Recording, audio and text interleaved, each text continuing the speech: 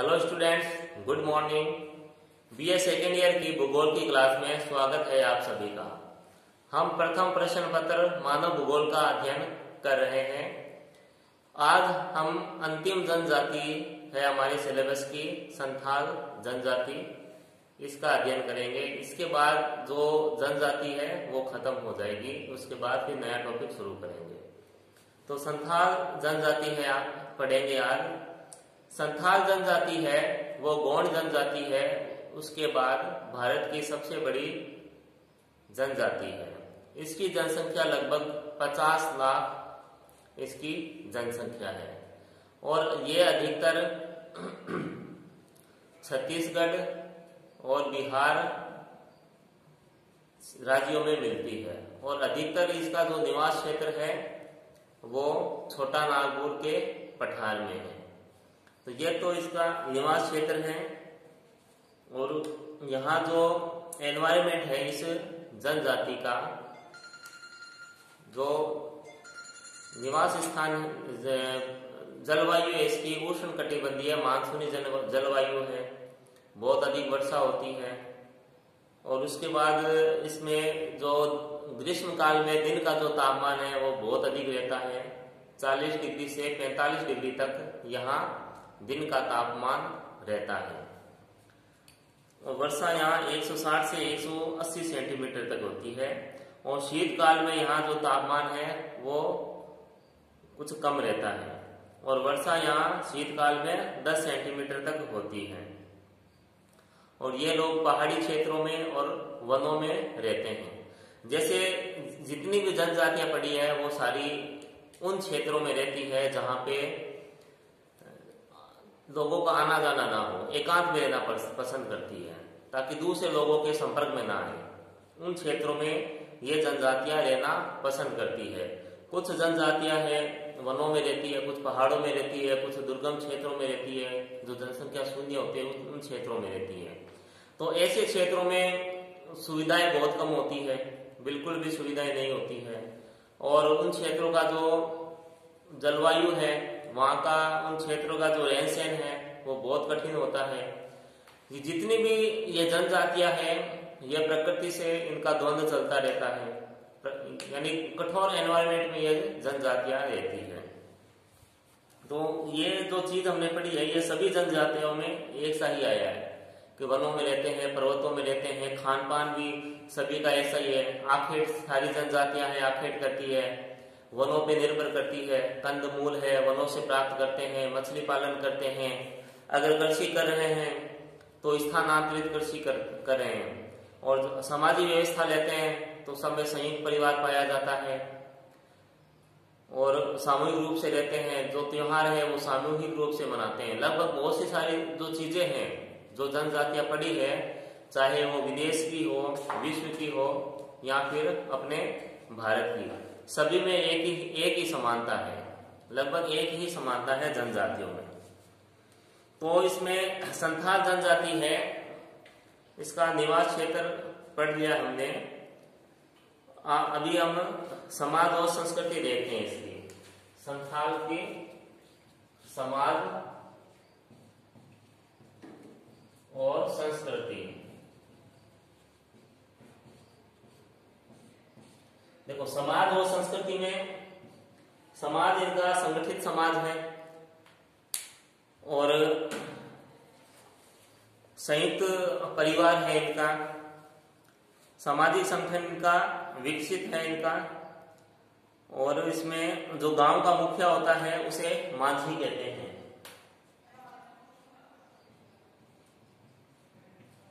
गांव का मुखिया उसे मांझी कहते हैं ये। और मांझी जो होता है वो वंशानुगत होता है, वंशानुगत होता है मांझी का। उसके बाद जो मांझी का प्रभाव गांव में होता है, वो जिस गांव में रहता है, जिस वंश के जो लोग होते हैं उसके ऊपर इसका कंट्रोल होता है मांझी का।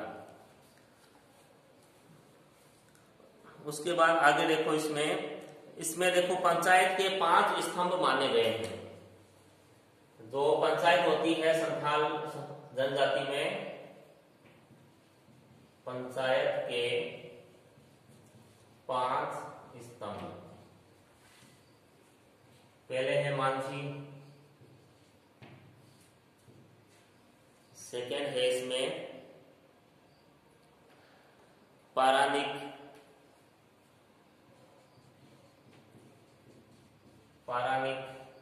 फिर इसमें है जोग मांझी,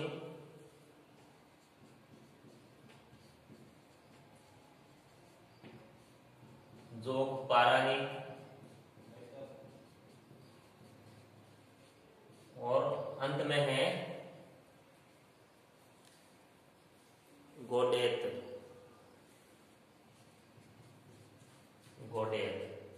ये 5 इसमें जो पंचायत होती है इसके 5 स्तंभ होते हैं, मांझी, पारानिक, जोग मांझी और जोग पारानिक और गोडेत। ये 5 इसके स्तंभ होते हैं।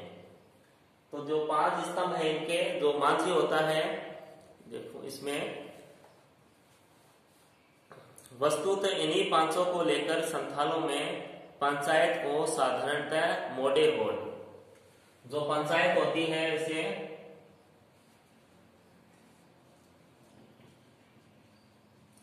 पंचायत को ये अपनी भाषा में मोडे होद कहते हैं, जिसका देखो अर्थ होता है, जिसका अर्थ होता है 5 लोग। जो आज हमारे भी घर परिवार या समाज में कुछ विवाद होता है तो हम कहते हैं ना 5 लोगों को लेके हम निर्णय करेंगे या 5 लोग को लेके आओ। वो जो परंपरा यही से चली हुई है। मोडे होद का अर्थ होता है 5 लोग, ठीक है। तो इसमें देखो जो मांझी होता है वो संथाल गांव है, इसका प्रधान होता है। वह अपनी पंचायत का सभापति होता है, अपने गांव वालों का प्रतिनिधि भी होता है। इसके द्वारा जो निर्णय किए जाते हैं वो सभी को मानने पड़ते हैं, और जो शोषित तथा उत्पीड़न से विशेष रूप से जो अनाथ होते हैं और जो विधवा औरतें होते हैं उनके ऊपर जो अत्याचार होते हैं उन पे ये अपना निर्णय सुनाते हैं। उसके बाद जो पारानिक होते हैं वो उप प्रधान होते हैं। जो जोग मांझी गांव के युवक और युवतियों की गतिविधियों पर दृष्टि रखते हैं। जो जोग मांझी होते हैं वो गांव की युवक और युवतियों पर दृष्टि रखते हैं।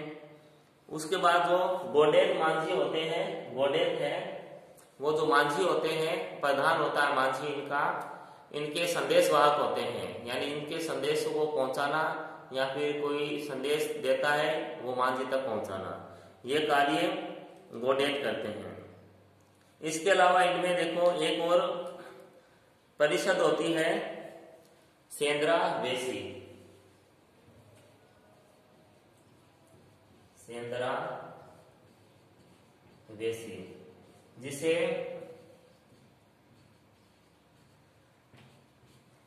जिसका अन्य नाम है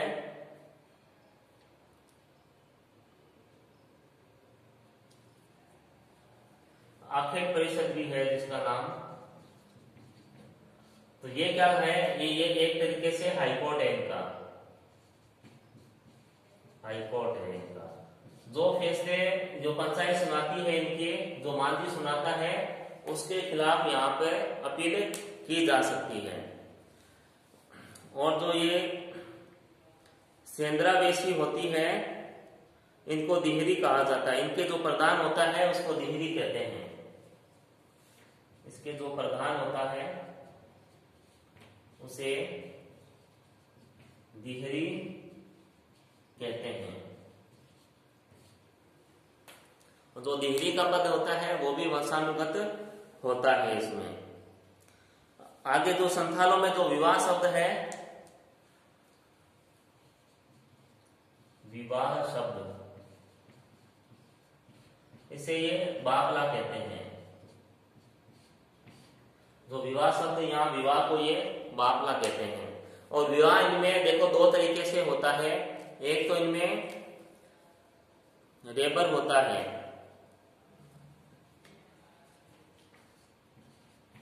रेबर, एक तो रेबर के द्वारा होता है, एक बिना रेबर के होता है। अब रेबर का देखो अर्थ यह होगा, जैसे दो परिवार होता है, उसको जैसे कोई व्यक्ति है वो रिश्ता लेके जाता है, यानी जो मीडिएटर होता है उसको रेबर कहते हैं संथालों में। तो जो रेबर के साथ वर पक्ष की ओर से कन्या पक्ष की ओर के घर पे जाते हैं गांव में रिश्ते के लिए, और वहां पे जब उनको रिश्ता पक्का हो जाता है उसके घर पे लड़के वाले भोजन करते हैं, और जो लड़की वालों के जो गांव वाले हैं और जो लड़की के घर वाले हैं उनका सम्मान करते हैं। उसके बाद इनमें शादी निश्चित कर दी जाती है। शादी के बाद देखो जो उत्तराधिकार के नियम है इसमें पुरुषों को संपत्ति का अधिकार होता है, जो स्त्रियां होती है उनको संपत्ति में अधिकार नहीं होता है। और जो संथाल होते हैं हिंदुओं की तरह पितरों को मानते हैं। प्रत्येक गांव में मांझी यान होता है जो पितर संस्थापित रहते हैं। और ये जो प्रत्येक इनका जो त्योहार होता है, जैसे दीपावली का त्योहार है, दिवाली को ये सोहराय कहते हैं, दिवाली है इसे ये सोहराय कहते हैं। दिवाली का जो त्योहार होता है वो संथाल जनजाति का प्रमुख त्योहार होता है। और इनके जो त्योहार होते हैं वो इनके सामूहिक होते हैं, व्यक्तिगत नहीं होते हैं। सारे ही समूह में त्योहारों को मनाते हैं, नाचते हैं, गाते हैं। उसके बाद है इनका पहनावा। पहनावे में देखो स्त्रियां फूलों के हार तथा पीतल व चांदी के गहने पहनती है। पीतल के आभूषण बांका और बटरी, पैरों में चांदी के सकीम खागा, हाथ में चूड़ियां तथा गले में चांदी का हार जिसे सीकड़ी माला कहते हैं, ये पहनती है स्त्रियां। इनकी जो पोशाक होती है वो सादा होती है और पुरुष कमर से 4-5 हाथ की धोती या फेंटा कस के बांधते हैं और गले में 3 हाथ की तौलिया लपेटे रहते हैं। उसके बाद इनके जो संथाल है वो अपने पूर्वजों का बहुत अधिक मान सम्मान करते हैं। संथाल अपने पूर्वजों पर गर्व करते हैं तथा पर्वों, उत्सवों, नृत्य, लोकगीतों तथा किंवदंतियों को अपनी मूल्यवान पैतृक धाती मानते हैं।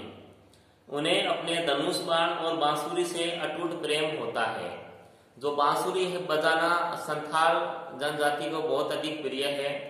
ये किसी भी अवस्था में हो, चाहे विपरीत समय भी इनका चल रहा हो, तो ये बांसुरी जरूर बजाते हैं और इतनी अच्छी बांसुरी बजाते हैं कि सुनने वाला सुनता ही रह जाता है। और जो ये जंगलों में निवास करते हैं तो जंगल का जो वातावरण है वो बहुत अच्छा हो जाता है इनके बांसुरी बजाने से। इनके त्योहार सामूहिक होते हैं, व्यक्तिगत नहीं होते हैं। प्रत्येक त्योहार, इनका जो त्योहार होता है, प्रत्येक जो त्योहार है उसके लिए अलग अलग समय निर्धारित होता है। लेकिन समय तो अलग अलग निर्धारित होता है मगर यह निश्चित नहीं होता है कि कब मनाना है। प्रत्येक जो इनके अलग अलग जो वंश होते हैं, इनके कबीले होते हैं, अपनी सुविधा के अनुसार त्योहार को कभी भी मना सकते हैं। कोई बाउंडेशन नहीं है कि कोई त्योहार है इसी तारीख को मनाएगा, ऐसा नहीं है। जब इनकी इच्छा होती है तभी ये अपना त्योहार मना लेते हैं। मतलब कोई तिथि तो इनकी निश्चित नहीं होती है त्योहार की, मगर एक समय निर्धारित किया हुआ होता है कि इस दौरान आप त्योहार मना सकते हो, वो चाहे कोई भी समय हो। उसके बाद ये जब नृत्य करते हैं तो मोरपंख और पुष्पों से अपने आप को सजाते हैं। फिर इनकी अर्थव्यवस्था देखते हैं। संथाल लोग अधिकतर कृषि कार्य करते हैं और कृषि कार्य में आपको पता ही है ज्यादातर जो जनजातियां हैं वो स्थानांतरित कृषि ही करते हैं। मछली पकड़ना है, वनों से कंदमूल प्राप्त करना है, तो ये लगभग कॉमन सा कार्य है सभी जनजातियों का। और जो संथाल जनजाति है वो भी यही कार्य करती है। उसके अलावा संथाल जनजाति है वो धीरे धीरे मुख्य धारा में भी जुड़ रही है। तो मुख्य धारा में जुड़ रही है तो जैसे छोटा नागपुर के पठार, उन क्षेत्रों में ये जनजाति निवास करती है। तो उन जनजाति क्षेत्रों में निवास करती है तो वो जो क्षेत्र है वो उद्योग की दृष्टि से काफी महत्वपूर्ण है, क्योंकि छोटा नागपुर का जो पठार है वहां पर अनेक प्रकार के खनिज पदार्थ निकाले जाते हैं। तो जो संथाल लोग हैं वहां पर खानों में, फैक्ट्रियों में वहां काम करते हैं। तो वो मुख्य धारा से भी जुड़े हुए हैं, वनों से भी अपनी अर्थव्यवस्था चलाते हैं, कृषि से भी चलाते हैं और मजदूरी का काम करते हैं, खान में काम करते हैं, फैक्ट्रियों में काम करके भी अपनी अर्थव्यवस्था को चलाते हैं। देखिए, संथाल लोग अधिकतर कृषि कार्य करते हैं, खेती की कमी होने पर यह आखेट भी करते हैं, वनों से कंदमूल एकत्रित करते हैं और जो कृषि है इनका परंपरागत व्यवसाय है। इसके अलावा मछली पालन और भोजन संग्रहण जैसे कार्य भी करते हैं। और जो संथाल जनजाति है पशुपालन व्यवसाय भी अब करने लगी है। ये लोग अब स्थायी कृषि करने लगे हैं। अब एक ही जगह पर घर बनाकर वहाँ स्थायी कृषि करने लगे हैं। तो पहले जो जनजातियां ही ये स्थानांतरित कृषि करती थी, एक खेत पे 2 से 3 साल तक कृषि की, फिर उसे छोड़ दिया, फिर एक अलग वन क्षेत्र को काट कर वहां कृषि करती थी। तो स्थानांतरित कृषि है इन्होंने बंद कर दी है। अब एक जगह पर स्थायी रूप से कृषि करने लगे हैं। जहां पर भूमि उपजाऊ है वहां पर यह अपना स्थायी निवास बना लेते हैं। जिस क्षेत्र में खनिज पदार्थ मिलते हैं जैसे लोहा, कोयला आदि, वहां ये लोग औद्योगिक कार्यों में भी संलग्न है। जैसे पहले बताया था, छोटा नागपुर पठार है, एक औद्योगिक क्षेत्र है, बहुत सारे खनिज वहां मिलते हैं। तो वहां पर ये औद्योगिक क्षेत्रों में भी कार्य करते हैं। जमशेदपुर आदि नगरों में ये लोग सरकारी उद्योग एवं गैर सरकारी उद्योग में रोजगार करने लगे हैं। अब जमशेदपुर है, औद्योगिक क्षेत्र है वो, तो वहां कुछ सरकार की कंपनियां भी है और कुछ प्राइवेट कंपनियां भी है, वहां ये लोग काम करते हैं। कृषि कार्य में भिन्न भिन्न फसल बोने के लिए भिन्न भिन्न तरीके काम में लेते हैं। चावल को क्यारियों में बोया जाता है जिसमें धान के पौधों को स्थानांतरित करके लगाया जाता है। ज्वार, बाजरा आदि मोटे अनाजों को ये बिखेर कर बोते हैं। जंगल काट कर साफ करने वाली जनजातियों में संथाल सबसे उत्तम है, किंतु अच्छे कृषक नहीं है। अब अच्छे कृषक क्यों नहीं है? क्योंकि इनकी जो कृषि पद्धति है वो पुरानी है, आदिम तरीके से है। सिंचाई के साधन नहीं है, बीज है तो वो अच्छी क्वालिटी के इनके पास उपलब्ध नहीं है, इसलिए ये अच्छे कृषक नहीं है। और अच्छे कृषक बनने के लिए अभी इनको बहुत समय लगेगा, क्योंकि आदिम जनजाति है। आधुनिक समाज से जब जुड़ेंगे तो उसमें धीरे धीरे इनमें परिवर्तन आएगा। ये लोग सिंचाई, खाद एवं फसलों के हेर फेर में बहुत कम ध्यान देते हैं, अतः खेती की उपज बहुत ही कम होती है और इन लोगों को जीवन यापन करने के लिए आखेट एवं मजदूरी का सहारा लेना पड़ता है। अब कृषि कम होगी तो इसका विकल्प तो तलाशना ही पड़ेगा। तो ये आखेट शिकार भी करते हैं और कारखानों में काम भी करते हैं। खान खोदना, चाय के बागानों में काम करने वाले मजदूरों में अधिक संख्या संथाल मजदूरों की होती है। जो चाय के बागान है और जो खान खोदते हैं उनमें सबसे अधिक संख्या है संथालों की होती है। बिहार में अब्रक की खानों में ये लोग कार्य करते हैं। उसके बाद है भोजन, संथाल जनजाति का भोजन। संथाल जनजाति शाकाहारी भोजन करती है अधिकतर। इन लोगों में हिंदू धर्म अपना लिया है। यह साधारणतः भात, जंगली कंदमूल, फल और पत्ते खाया करते हैं। गाय कृषि के लिए पाली जाती है। ये गाय को केवल कृषि के लिए ही पालते हैं। संथाल जो जनजाति है, इन्हें गाय दूना नहीं आता है। इनको नॉलेज नहीं है कि गाय से दूध भी निकाला जाता है क्या। कुछ संथाल गैर मतलब जो आधुनिक लोगों से जुड़े हैं, उन्हें इस चीज का नॉलेज हुआ है कि गाय से हम दूध भी प्राप्त कर सकते हैं। इसलिए संथाल है, अब गाय दूना उन्होंने शुरू किया है। अब वो गाय से दूध भी प्राप्त करते हैं। लेकिन आज भी मतलब कई ऐसे संथाल है जिन्हें गाय दूना नहीं आता है। उनको पता ही नहीं है गाय दूध भी देती है क्या। ये इनकी देखो इतनी आदिम जनजाति है ये। फिर सामाजिक जीवन में बदलाव देखो, मार्टिन ओरेन एक विदेशी है, लेखक है मार्टिन ओरेन। उन्होंने एक बुक लिखी थी, यह 1956 में संथालों पे बुक लिखी थी, दी संथाल। मार्टिन ओरेन है, 1956 में एक बुक लिखी थी इन्होंने, दी संथाल। तो उन्होंने ये बताया है मार्टिन महोदय ने कि जो संथाल है अब धीरे धीरे आधुनिक समाज से जुड़ने लगे हैं। आधुनिक समाज से जुड़ने के कारण उनमें बहुत सारे अब परिवर्तन आने लगे हैं।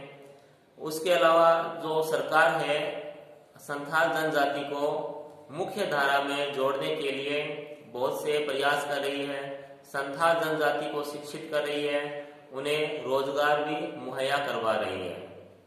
तो इस तरीके से अब जो संथाल है ये बढ़ने लगे हैं और इनमें परिवर्तन आने लगे हैं। और जो संथाल है उद्योगों मतलब काम के लिए अब शहरों में भी रहने लगे हैं। तो शहरों में रहने लगे हैं तो इनमें बहुत अधिक परिवर्तन आने लग गया है। तो ये थी संथाल जनजाति जो कि यहीं पे समाप्त होती है। इस तरीके से विश्व की और भारत की जो जनजातियां हैं उनका अध्ययन हमने कर लिया है। नेक्स्ट क्लास में नेक्स्ट नया टॉपिक लेंगे हम। तब तक घर पे रहे, स्वस्थ रहे। धन्यवाद।